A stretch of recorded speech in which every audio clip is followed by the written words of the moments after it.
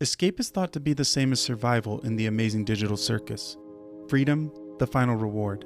But for Kinger, it's the exact opposite. For him, leaving doesn't necessarily mean things get better. In fact, it's when he starts to disappear. Before we start, please keep in mind that I'm not a medical professional or psychologist. I'm just a fan making a theory video. And for those sensitive to these subjects, the video will discuss mental illness, memory loss, psychological manipulation, existential distress, and non-graphic themes of death. If you or someone you know is experiencing similar symptoms or needs psychological help, please consider reaching out to a professional. With all of this out of the way, let's talk about Kinger and why leaving could destroy him. Released on December 12th, Beach episode gave us far more questions than clarity, but if anything, it forced us to rethink something we overlooked: Kane's mind-altering powers. For a long time, we were led to believe that he didn't actually have those abilities, but now we know he does. And this fundamentally shifted our mental models of how we as the audience see the show. We'll see how this connects to Kinger's mental state soon, but let's set that aside for a bit.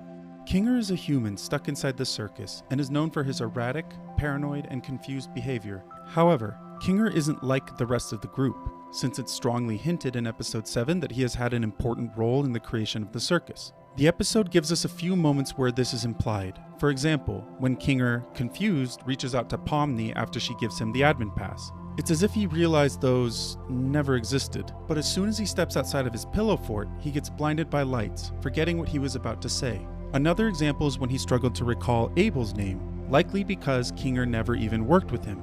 If he really was involved in the development of the circus, it would explain Abel's reasoning in excluding him from the last episode's adventure, since Kinger clearly knows a lot more than he's supposed to, or at least more than what Kane would allow.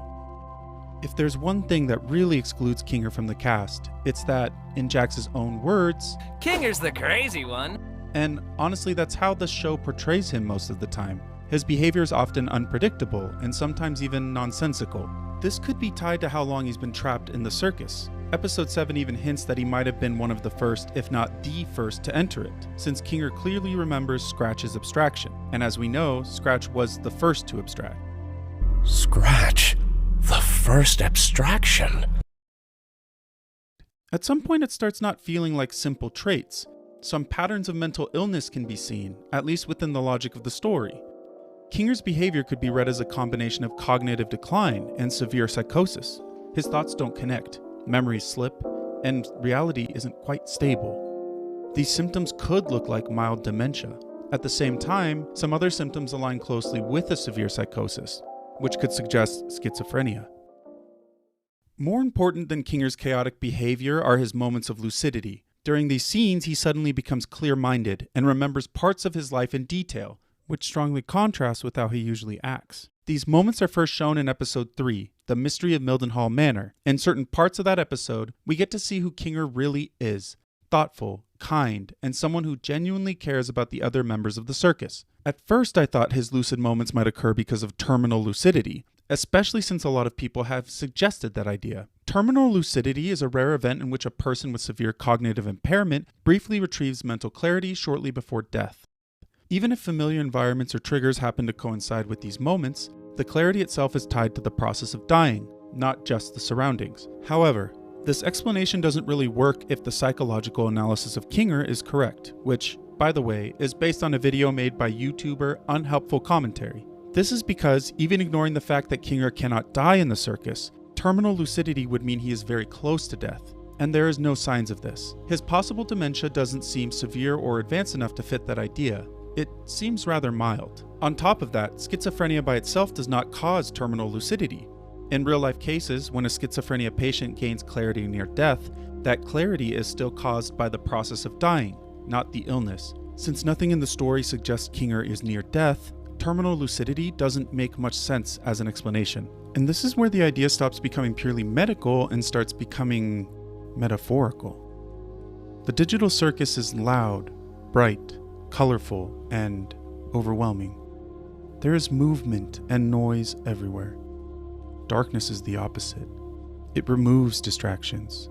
There's less to react to and nothing to focus on. In that quieter space, Kinger can think more clearly and focus on his memories. He's finally allowed to think, to remember. His moments of clarity seem to be situational, when surroundings imitate a dark memory, one tied to grief and trauma, the memory that carried the pain of losing someone you loved and being unable to help them. Darkness recreates that feeling of that memory. It reflects one of the last times he experienced emotional clarity. It's in these moments where he becomes calmer and more coherent. Darkness reminds him. It reminds him of his loved one, and that reminder briefly brings him back to himself. Up to this point, I've talked about Kinger's condition as if it developed naturally, but there's another possibility that changes everything.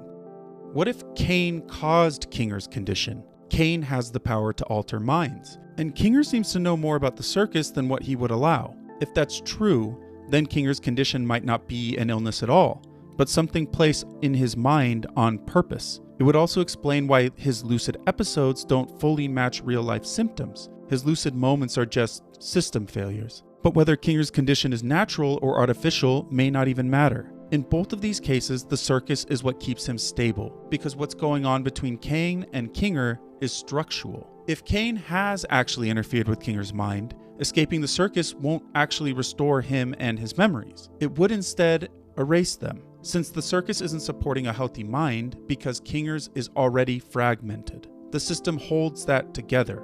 If you remove the structure, everything could fall apart. If Kinger helped create the digital world, this situation becomes even more ironic. He wouldn't be just trapped in a simulation like the others. He would be trapped inside something he understands enough to question, which is exactly what makes him dangerous to Cain. However, Cain can't just delete him.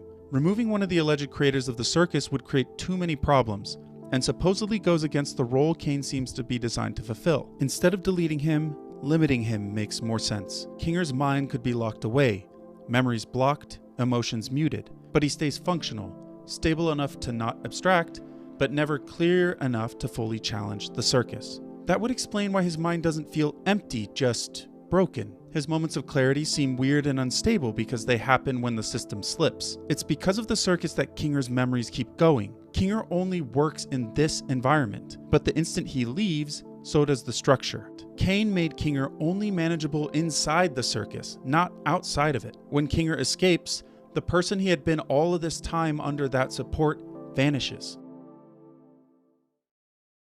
Even leaving Cain out of the picture, escape still wouldn't be the answer. Even with treatment, schizophrenia doesn't give someone back the years they lost or undo the psychological damage.